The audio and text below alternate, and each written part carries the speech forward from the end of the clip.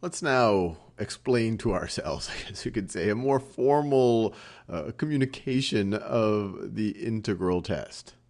Integral test. So it tells us that if we assume that we have some f of x, if we have some f of x that is positive, continuous, and decreasing, on some interval so starting at k and including k all the way to infinity, then we can make one of two statements. We could say either that if the improper integral from k to infinity of f of x dx is convergent, then the sum, the infinite series from n is equal to k to infinity of f of n is also convergent.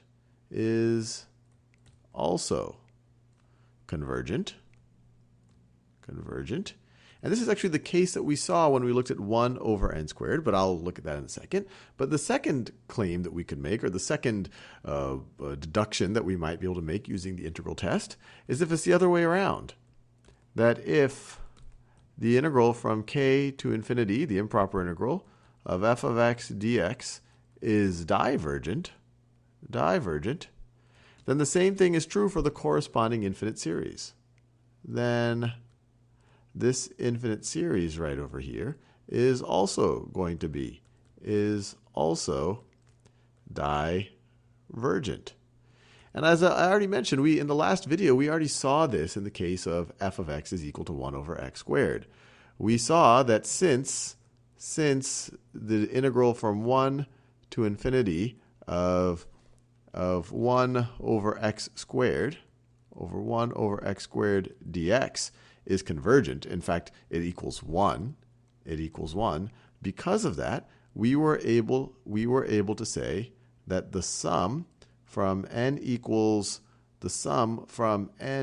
equal to 1 to infinity of 1 over n squared is also convergent.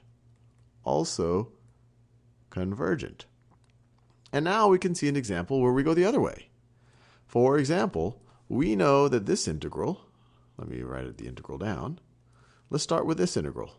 From 1 to infinity, not of f of x is equal to 1 over x squared, but let's say that f of x is equal to 1 over x. Actually, let me just write that down. Let's just start with f of x is equal to 1 over x. It definitely meets our conditions that it is positive, and let's say we're going to consider it over the interval from 1 to infinity. So it meets this first constraint. Over this interval, 1 over x is positive, it is continuous, and it is decreasing. As x increases, f of x decreases. So the integral test should apply. So let's see what the improper integral from 1 to infinity of this would be. So if we go from 1 to infinity of 1 over x dx, this is equal to, we could write this as the limit as t approaches infinity of the definite integral from 1 to t of 1 over x dx, which is equal to the limit as t approaches infinity of, take the antiderivative, is going to be of the natural log of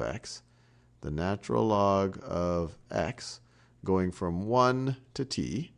We could do it's really the absolute value of x, but we're dealing with positive x's here, so it's just going to be the natural log of x, which is going to be the limit as t approaches infinity of the natural log of t, or I could even say the natural log of the absolute value of t, which is just going to be the natural log of t, because it's positive t's, minus the natural log of 1, minus the natural log of the absolute value of 1. Well, the natural log of 1 is 0, so it's going to be the natural log of t. The limit as that approaches infinity. But the limit as that approaches infinity is just going to be unbounded. This is going to go to infinity. This right over here is divergent. So this right over here is divergent. So this is divergent. And because this is divergent, we can then say by the integral test, the integral test, once again, our function over this interval, positive, continuous, decreasing, we saw that this improper integral right over here is divergent. And then by the second point of the integral test, we can say, therefore, and I haven't rigorously proved it yet, but hopefully I gave you a good intuitive justification in the previous video, that the integral, that the infinite series from n equals 1 to infinity of 1 over n, which is the harmonic series, that this is also divergent. So we've already shown that the harmonic series is divergent using that very beautiful, elegant proof by Orem. I think I'm probably mispronouncing his name, that used the comparison test. But just like this, we have used the integral test to show that it is also divergent. And once again, let's remember what the whole motivation of the integral test is. Let me draw f of x is equal to 1 over x. So f of x is equal to 1 over x would look like, do my best attempt here. So let's say that's 1, 2, 3. That is 1, 2.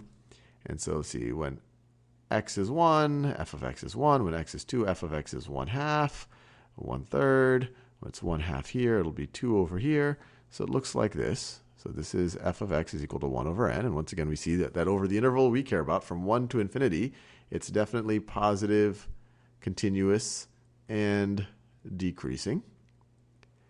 And if we look at this sum right over here, we could view this sum as let's do that. Let me write it down. So the sum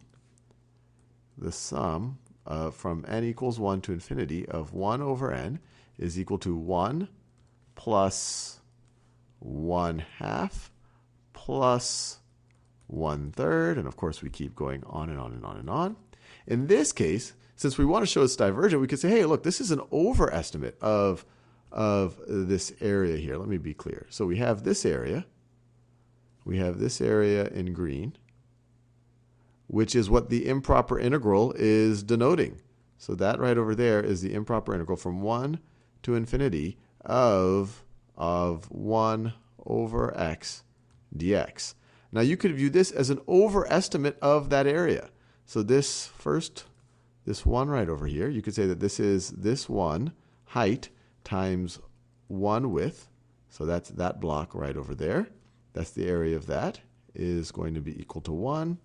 Then this over here, 1/2, you could view that as the area of the next block,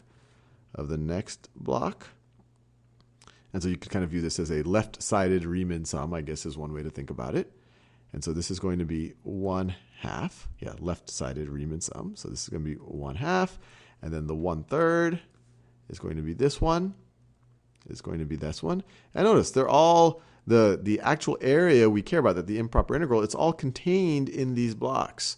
So this is going to be larger than this. But we've already seen that this is unbounded towards infinity. This is divergent. So if this is larger than this, and this is divergent, this goes to infinity, then this must also go to infinity. So that's exactly where the integral test is coming from.